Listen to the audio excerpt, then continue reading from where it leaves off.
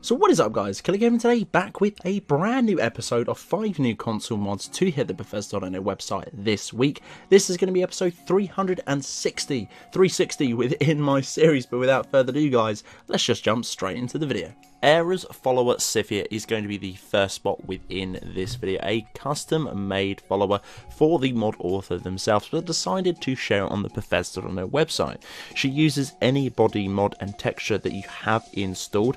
Would recommend from the mod author a fair skinned texture mod because that is what he used within the screenshots within the gallery on the Bethesda website. For me, it's going to be my own, but obviously they're going to cater towards the ones you have. Now this is going to be found within the temple within Whiterun. As you can tell on the screen now, this is going to be the set location for this particular follower. Her eyebrows look a little different in game from this screenshot, as the mod author has custom eyebrows within the PC version. So again, this particular follower could actually look completely different on your screen in comparison to mine, because once again, obviously those body meshes and other textures are going to be ported over from the ones that you do currently have installed, but it's not going to stray too far from it. Do not worry about that. You pretty much get the basis of stuff. Now what I can get from this particular follower as a standalone is that she is going to be somewhat primarily focused on magic for this particular build. She is very powerful in destructive magic. She pretty much was one-shotting everyone, if not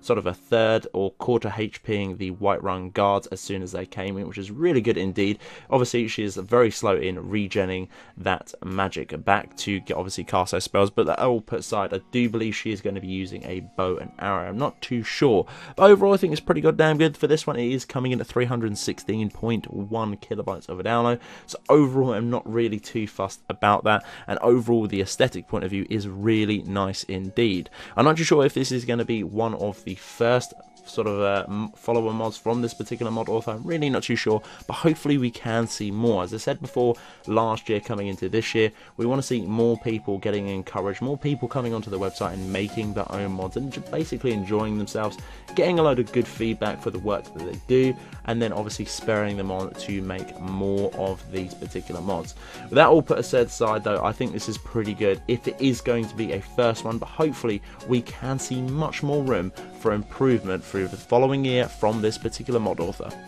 Roman Shield is going to be the next spot within this video, coming in at 2 megabytes of a download. An old yet simple mod to be coming back to the Bethesda website, if not coming to the Bethesda website. This is a very nice Roman Shield mod that is craftable under the iron category. Very nice for those milk drinker characters out there. If not, this will be beautiful for any other person who is inspired to be a Roman, not a milk drinker. Two completely different things. One works for the Imperial Champion if you want to go and pair that, maybe even an Imperial Champion mod if you want to pick that up. It's entirely up to you, but personally I think this is beautiful, very lore friendly and very fitting to the game. You can pretty much pair this with absolutely anything, but if you are a milk drinker, this is great for you. For our third spot within the video is going to be Morningstar Minimalistic Races of Skyrim. This is going to be on all platforms, coming in at 35.8 kilobytes of a download.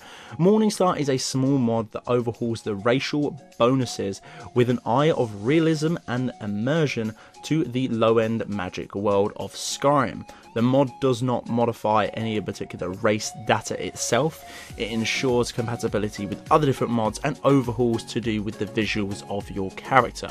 I'm not going to break down everything that this mod has to do with it, but I'll reel off a few different races and what it actually changes within them. Such as the Khajiits. The claws of the Khajiit deal 20 points of damage. Claw power attacks do a bonus damage equal to 25% of stamina. Also as well, Night Eye at will improves night vision for 60 seconds. 2 of 3 out of that particular one. The Nord resist frost. Your Nord blood gives you 50% resist to frost, and it prevents the Nordic strength gains 25% chance to resist stagger from power attacks and bashes from other NPCs and enemies within the game. Some of these things are absolutely great. I fully would agree with the description of these ones. They are going to be very realistic, if not sort of realistic to the world of fantasy that intertwines with Skyrim. Some of them I do not agree with. Guys, have a little look up on everything that it does put within this mod and let me know your thoughts in the comment section below. Hillside Ranch coming in at 284.6 0.8 kilobytes of a download. There's been many updates to be included within this one, so let's reel off the updates incredibly quick. Update recently this week has been added a tanning rack to the outdoor forge, adds a stall door to the first stable, the little simple fix, fixes the meat and ingredients barrels so they do not spawn random food, is very strict to what the script will allow within this mod. Hillside Ranch is a very simple home. The interior is nothing special, as the main focus of this house is going to be the stable itself. There is no house that is a reasonable size in correlation to a stable. Most houses either have a stable that is incredibly small, or even just one-sided sections to fit a horse within. Pretty much bland and a little bit boring connecting the two together. So the heavy focus on this one is going to be for the horses. Now if you like sort of player homes that are very simplistic but also have a functionality with them, this one is going to be a great for you. If you are heavily focused on your horses and sort of collecting them and, you know, basically giving them a better home than you, this one would be a opt choice for you. Enough for 10 horses indeed in the field, if not to do with some of the stables. This one is located right between Riverwood and Whiterun. House Treys Armor. This is going to be part of the Reclamations Morrowind series. This mod author has done a ton of these armors, and it's nice to see that they are bringing more to the Bethesda.net website. This one is coming at 21.2 megabytes of a download. This can be forged and upgraded via the armor workbench.